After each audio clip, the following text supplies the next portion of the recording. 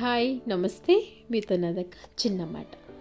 ఎన్ని కేజీలు చేపలు తెచ్చినా సరే ఎప్పుడూ ఒకే రకమైన టేస్ట్ రావాలి, ది బెస్ట్గా రావాలంటే కనుక ఇక్కడ మీకు చూపిస్తున్న ఈ ప్రాసెస్ని కనుక మీరు ఫాలో అవుతే కనుక మీరు ఎలాంటి చేపలైనా సరే చాలా ఈజీగా అండ్ టేస్టీగా ప్రిపేర్ చేసేవచ్చు అనమాట. సో చేప ముక్కల్ని వాష్ చేసుకుని శుభ్రంగా అందులోకి ఉప్పు, కారం, పసుపు, వీలుంటే కొద్దిగా అల్లం వెల్లుల్లి పేస్ట్ కూడా వేసుకుని ఒక హాఫ్ అన్ అవర్ మ్యారినేట్ చేసేసుకోండి ఇక్కడ మీకు చూపిస్తున్న విధంగా. సో ఇందులో మెయిన్ ప్రాసెస్ వచ్చేసి ఇక్కడ చూపిస్తున్న 4 టమాటాలు నేను తీసుకున్నానండి. కొంచెం చేపల క్వాంటిటీ ఎక్కువ కాబట్టి వాటిని ఇలా ముక్కల కింద కట్ చేసుకొని కొంచెంగా ఉప్పు చల్లుకొని ఒక స్టవ్ మీద పెట్టుకొని వాటన్నిటిని కూడా మగ్గించుకోవాలన్నమాట. సో ఇలా మగ్గించుకోవడం వల్ల చేపల పులుసులో మంచి టేస్ట్తో పాటు మంచి గ్రేవీ కన్సిస్టెన్సీ కూడా మీకు బాగా వస్తుంది. చేపల పులుసులోకి కావలసినంత చింతపండుని వాష్ చేసుకుని నానబెట్టుకుందామండి వాటర్ పోసుకుని. ఇందులోకి చేపల పులుసులోకి కావాల్సిన మసాలా ఐటమ్స్ చూద్దాము. వెల్లుల్లి, అల్లము, ధనియాలు, జీలకర్ర, అలాగే లవంగాలు. మీకు ఇంకా అవకాశం ఉంటే కనుక గసగసాలను కూడా యాడ్ చేసుకోండి. సో ఇప్పుడు మనం టమాటాలని మగ్గించుకున్నాం కదండి. ఇక్కడ చూపిస్తున్న విధంగా చాలా చక్కగా నీట్గా ఉడికిపోయాయి. సో మనం ఇలా మగ్గిన తర్వాత దీన్ని పక్కకు దించేసుకుని మిక్సీలో వేసేసుకుందాము. ఇప్పుడు చేపల పులుసుని ఎలాగా ప్రిపేర్ చేసుకోవాలో మీకు చూపిస్తాను.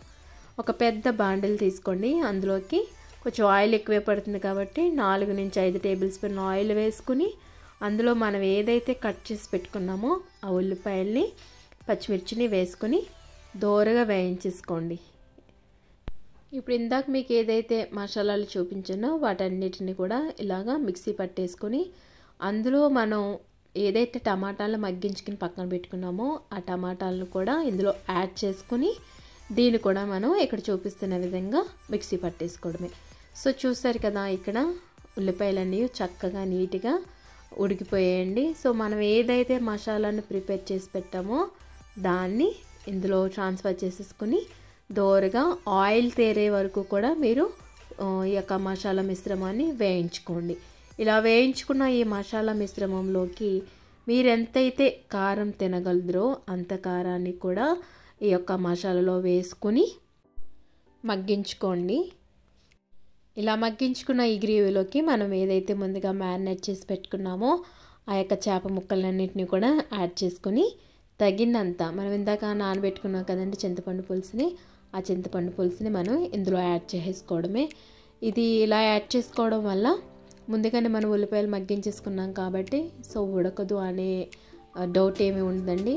సో మనం చింతపండు పులుసుని యాడ్ చేసుకున్న తర్వాత ఒకసారి గరిటెతో ఆ ముక్కలు కింద కొంచెం గ్రేవీ అంటుకున్నట్టు ఉంటుంది కాబట్టి సో ఇక్కడ చూపిస్తున్న విధంగా నీట్గా అవన్నిటిని కదుపుకొని ఒక 30 to 40 మినిట్స్ కనుక మీరు లో టు మీడియం ఫ్లేమ్లో కనుక కుక్ చేసుకుంటే మనకి చేపల పులుసు అనేది రెడీ అయిపోతుందండి. సో చూసారు కదా ఫైనల్గా పులుసు అయితే రెడీ అయిపోయిందండి. ఫైనల్గా మీరు కొత్తిమీర, కరివేపాకు వేసుకొని మంట కట్టేసుకుంటే సరిపోతుందండి.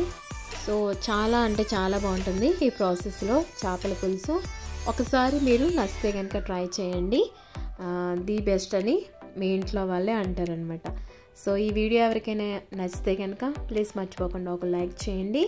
అలాగే మీ ఫ్రెండ్స్కి, రిలేటివ్స్కి షేర్ చేయండి. Thank you.